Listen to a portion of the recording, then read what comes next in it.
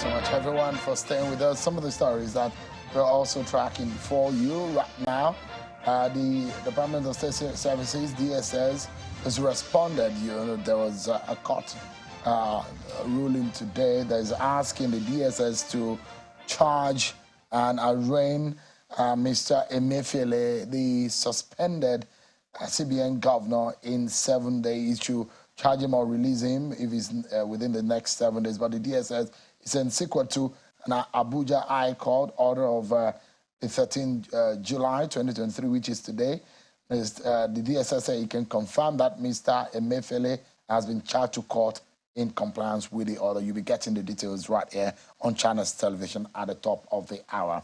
So let's get back to it. Today, we understand now that the House of Representatives is giving a speedy approval to President Bola Tinubu's request for a 500 billion naira from the over 800 billion supplementary appropriation budget in the Supplementary Appropriation Act of 2022.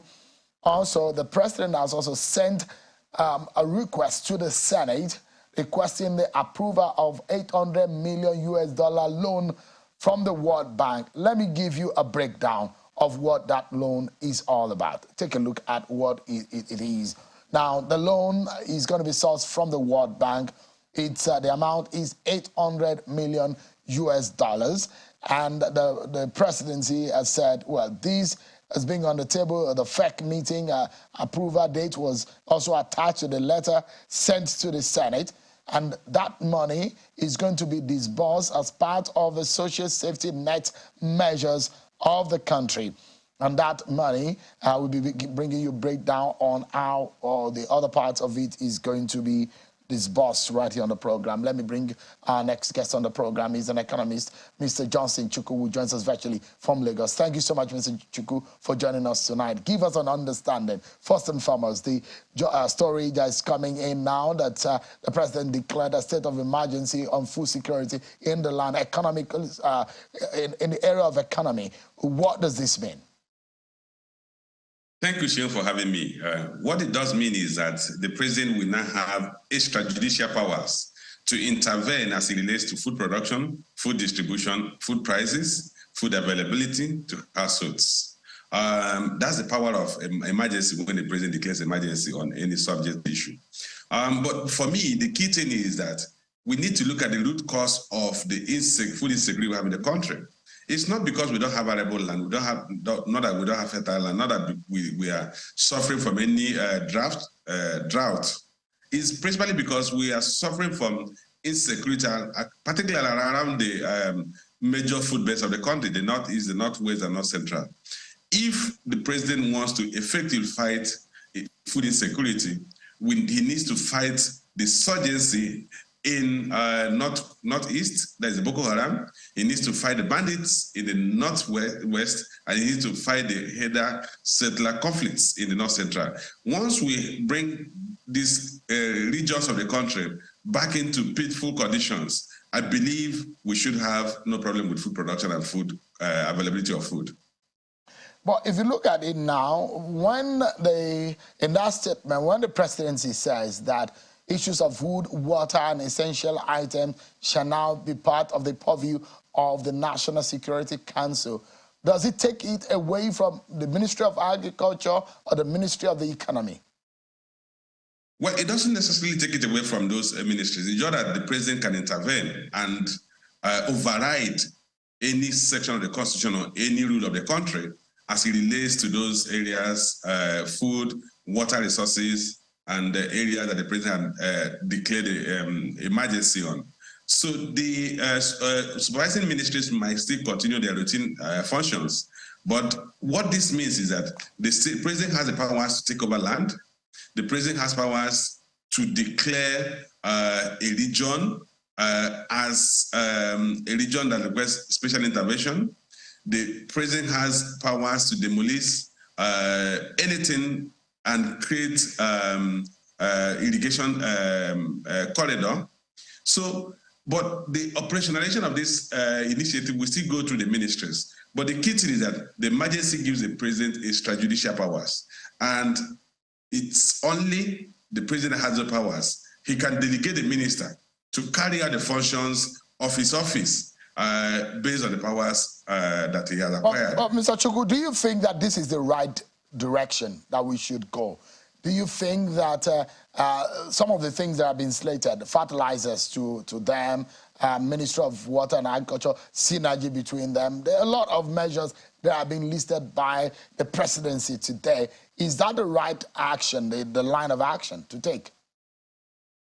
Well, Sheung, for me, the key thing is that every other thing that we're doing is going to be ancillary to addressing the issue of insecurity.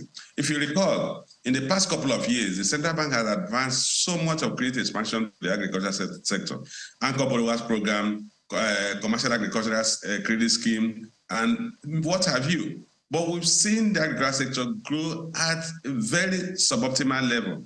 We've seen the agricultural sector grow at like 1.2%, 1.3% over the past 4 or 5 years, principally because the impact of these interventions couldn't really be effective, because if the farmers are not available in the farms, if you provide them fertilizer, they can't go to the farms. The fertilizer become useless. If they, in the state like Zamfara State, where they have to pay taxes to go to the farms, and then they also pay taxes with their farm produce, then the food that was produced may not get to the market. Situation where you can't go to the farm to harvest. So the issue is beyond fertilizer. It's good that the president wants to intervene in fertilizer, in releasing grains to the market and to farmers, in releasing fertilizer to the farmers. But most importantly, the farmers should have the safety, assurance of safety to go to the farms and produce and come back safely. That is the most critical aspect of it. It does not necessarily mean that what the president said has no value or no relevance, but we must address the core problem we have as it relates to food insecurity, which is the issue of insecurity around the country. The presidency is also saying that they want to drive down the inflationary trend in the country. Do you see this measure as one thing that can help practically do that? It will still boil down to what I was saying. If you look at food inflation, about 24.8% in the month of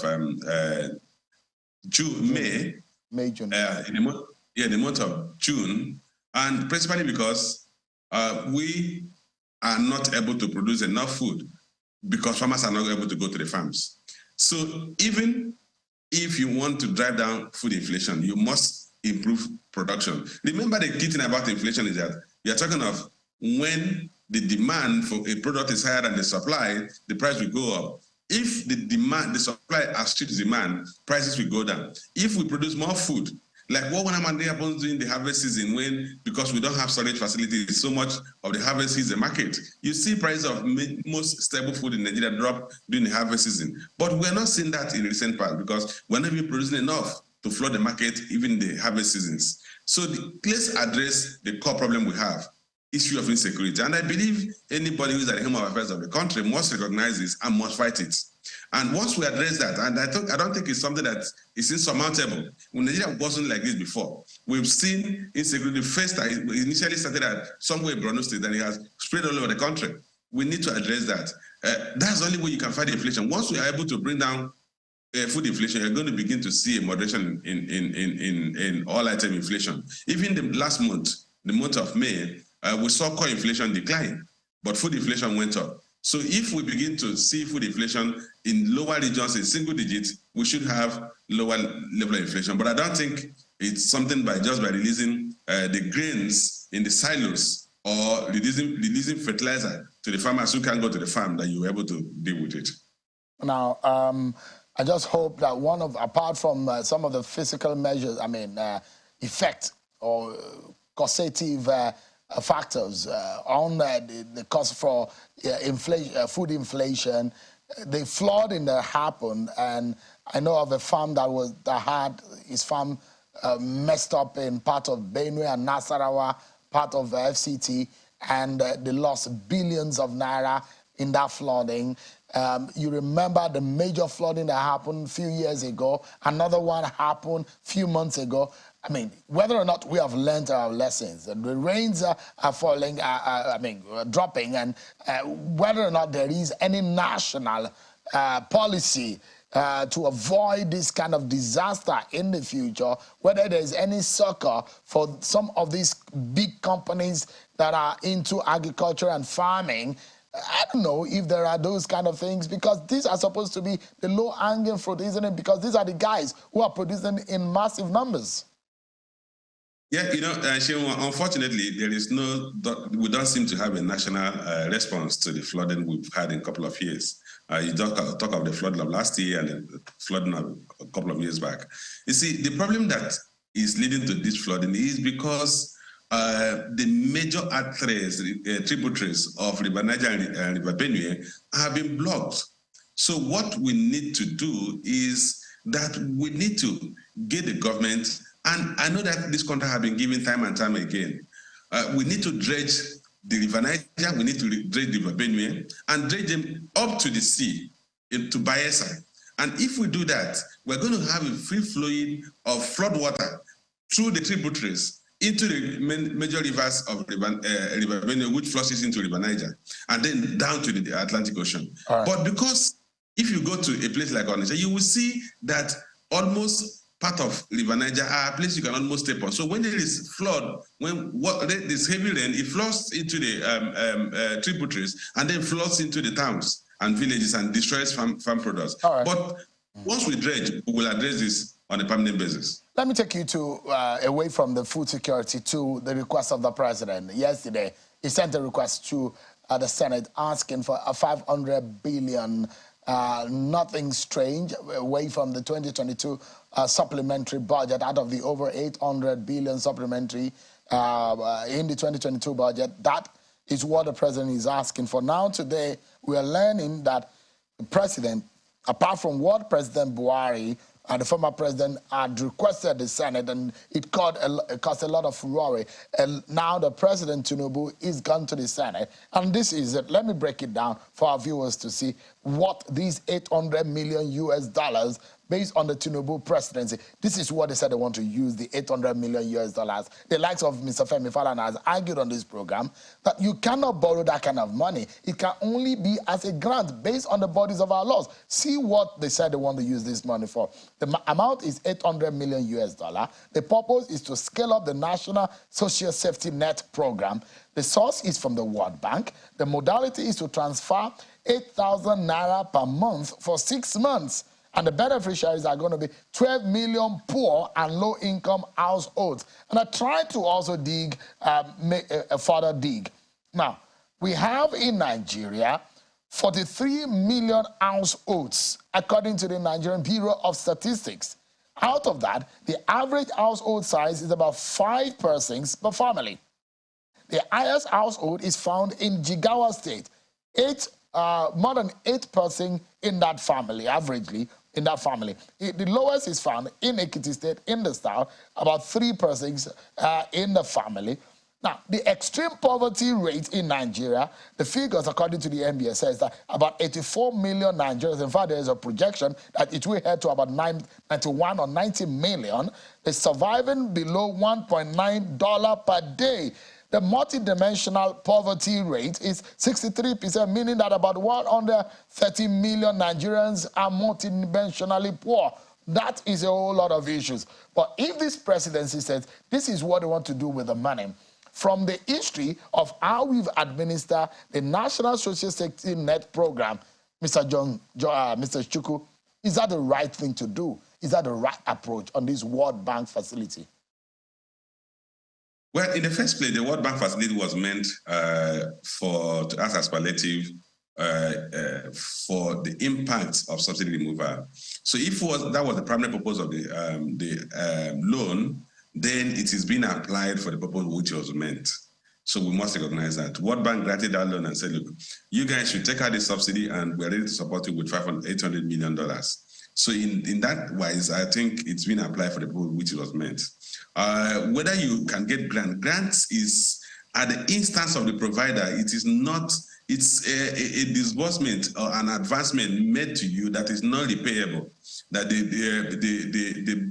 benefactor does not expect you to pay back. It's different from a loan. So it's not at your discretion to say it must be a grant. It's at the discretion of the benefactor that can say, look, I want to give you this as a free will gift. No, Back to the issue. But Mr. Varana has been saying, based on the point of law, that you cannot borrow money on behalf of Nigeria to now be given out, that is not captured in our laws. Well, I wouldn't know whether the law made provision for details of how loans must be disbursed, but I think what matters to me is that the president got the approval of the National Assembly. Once the National Assembly gives that approval, even the Constitution itself was created by the people of Nigeria, or so-called people of Nigeria.